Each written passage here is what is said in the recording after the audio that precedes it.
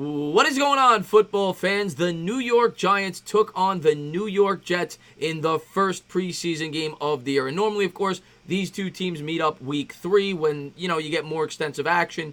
And they usually play the starters 2.5, 3 quarters. And, Giant and Jet fans get excited about it because you get to see the starters for a while. Well, in this game, they played week 1 because they're playing each other later in the year. Probably don't want to give too much away, in terms of the playbook and things like that. So, we didn't really get to see the first team offense that much. Eli Manning was barely on the field. I think he had 1 3 and out, and that was it. He threw 1 pass. He was 1 of 1 for, I think, 3 yards with a handoff on 3rd and 7. So, we didn't get to see Eli Manning. We did get to see how the offensive line played, and it played well. As far as the Jets go, Sam Darnold looked great. Tore up our defense on that first drive. Some of them were pick plays over the center, long catches there for the Jets. I believe it was Jamison Crowder caught a long pass, a long catch and run for the Giants. He also, I believe, caught a touchdown off the arm of Darnold. I think it was. And Darnold was great. He had a perfect QB rating. I think it was 4 or 5, like 68 yards, I think it was. Darnold played great against our first-team defense. We didn't get much pressure there. In terms of the offense, like I said, Eli Manning was a 3 and out. They wanted to get him off the field. They were conservative. The offensive line on the second drive, when Daniel Jones came in, was phenomenal. I mean, the offensive line gave Daniel Jones the protection he needed. They opened up holes on the right and left side. 2 runs in a row. One went to the right side behind Mike Remmers. The other one went behind Will Hernandez, and they had huge, gaping holes. So I was really excited to see how the offensive line played. Very, very encouraging stuff from a Giants fan's perspective, even if it was against the second team. I don't care. It was nice to see the Hog Mollies get a push, get a hole, something we're not used to seeing as Giants fans. And then that now brings me to Daniel Jones, a guy that I self-admittedly was upset we drafted the night of the draft. I've since come around and said this guy could be a good football player for the New York Giants and could be the quarterback of the future. Daniel Jones today, 5 of 5, perfect QB rating, and the throws he made. These were not routine throws. I think he had 1 screen pass, whatever it was, but they had zip on it. They fit him into tight windows. He hit Latimer with a nice pass. I think it was on a slant. And then those last 2 throws he made to Benny Fowler. And we're going to get into the receivers in a second. Unbelievable stuff. It was a 3rd and 7. He hits Benny Fowler in the perfect spot. He throws it before he completes the route, puts a little zip on it. Nice tight spiral. Hits him in stride. Fowler picks up the first down on a big 3rd and 7. And on a play where the Jets know you have to pass. So that was a good situational spot for him. Then he throws in, I think it was a 12 or 13 yard touchdown, but he's backed up. I think he was in the shotgun. He has to roll out to his right. Throws it into double coverage, tight coverage. If he throws it a little bit to the left, it's picked. Throws it in the only spot where it can be caught, in the corner of the end zone to Benny Fowler. A beautiful throw, as good as it gets. And just incredibly encouraging stuff today from Daniel Jones. And you got to be excited as a Giants fan. Now, he's not going to start. Don't start yelling for him to start. Eli didn't even get a chance to throw the football today. He's still going to learn under Eli. But if he continues to play like this in preseason, I'll tell you what.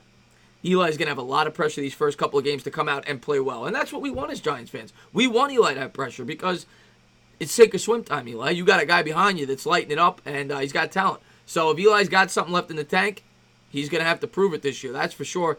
Daniel Jones, be it against the second-team defense, looked great today. Just absolutely splendid. Can't say enough great things about him today. As far as the wide receiver goes, a lot of guys played well today. Shepard, of course, caught the long touchdown when I actually missed it. I had to see the replay when I was live streaming the power went out. But he caught a long touchdown, a 51-yarder for a score, so he looked strong. Reggie White Jr., specifically in the 3rd and 4th quarter when he got a lot of time, made a couple of really nice catches. He had 4 catches for 60 yards. TJ Jones made what I thought was probably the catch of the night, that touchdown in the end zone off of Laletta. When it was in the corner, he had a hand in his face. He was able to catch it. Back shoulder fade. TJ Jones, 6 catches, 72 yards. Made some contributions on the special teams. Wide receivers really showed out tonight. Latimer made a couple of nice catches. And Benny Fowler, like I said, he had 2 catches, 20 yards, but both of them were beautiful catches.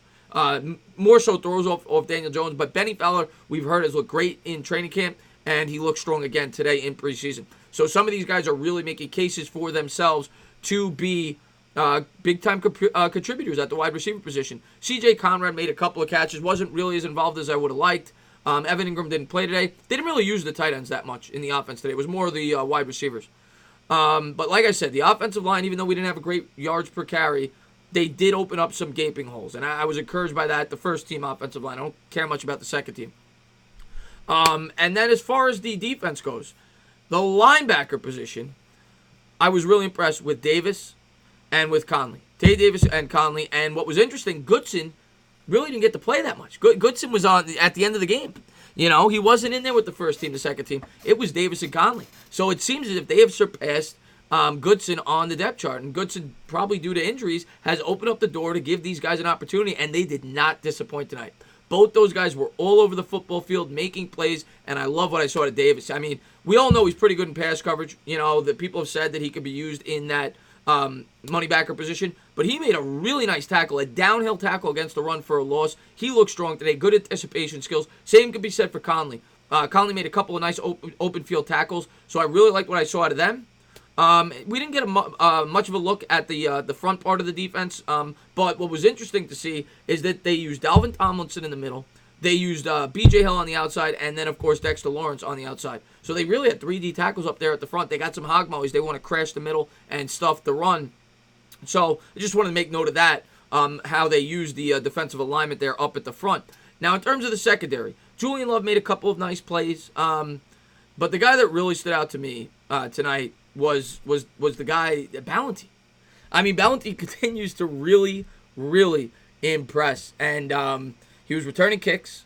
Didn't do much there, but he was returning kicks nonetheless. I think he had one decent return, if I'm not mistaken.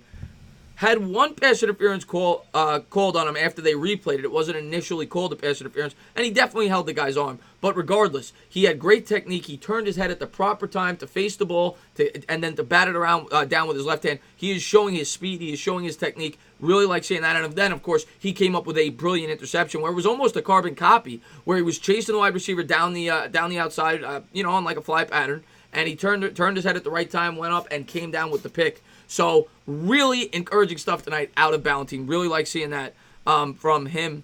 Didn't really see much else in terms of individual standouts on the defensive side. Off the top of my head, Jabril Peppers had one play where he should have came down with a pick. Was able to jump the route really good on the first drive. Otherwise, we would have been singing a completely different tune for Sam Darnold. I think it was his first or second pass. His only incompletion was off both hands from Jabril Peppers. But yeah, you saw Jabril Peppers move around, showed some versatility. And it was nice to see. I think he had a couple of other nice players in coverage. Even though they might have been caught, you saw the tight coverage from Peppers. So really liked what you saw out of Peppers and Ballentine specifically. Julian Love was pretty good there in the slot. But yeah, overall, and the two middle linebackers, really liked seeing what you saw. The first team offensive line I liked. Daniel Jones was the story of the game. And a lot of those wide receivers looked pretty good tonight. But overall, Giants win 31-22. First game of preseason. I don't really look at the final score. It's more so how the individuals play. Also wanted to make note that Wayne Gallman was used exclusively in the second team offense, and Paul Perkins fumbled the ball, which is definitely not helping out his case as the backup running back. Obviously, game 2, we're going to get to see a lot more of Eli Manning. We're going to get to see a lot more of Daniel Jones, I think. Eli Manning's through one pass. I think you'll see at least a quarter out of him, and I think you'll see more than one drive out of Daniel Jones, which we only got to see tonight. And I think part of that was due to the weather. I think, Shermer obviously said this guy had a perfect drive. The weather, he took a break. I'm going to let him finish on a perfect note. I'll let the backups finish the rest of it, the Tannies and the Lolettas of the world. But I think next game you're definitely going to see them at least complete the first half combined, and I'm looking forward to that. We're going up against a great defense in the Chicago Bears, so it should be a great test and measuring stick to see where our first-team offense is going into the season in terms of the offensive line and the running game. Barkley, of course, sat out today. Expect him to maybe get a couple of drives there in the next game against the Bears. But we'll have to wait and see. As always, guys, if you liked what you watched, please subscribe. Drop a comment. Maybe give me a little thumbs up. Cheers.